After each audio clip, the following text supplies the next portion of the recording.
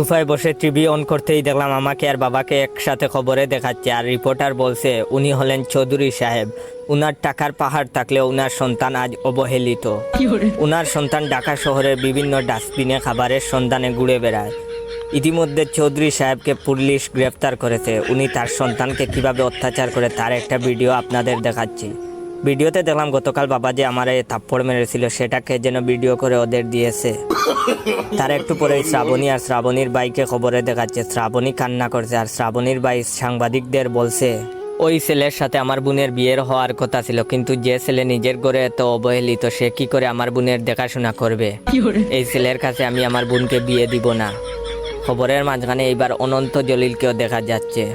অনন্ত জলিল বলছে আমি ছেলেটার ভিডিও দেখেছি, খুব কষ্টদায়ক ভিডিও।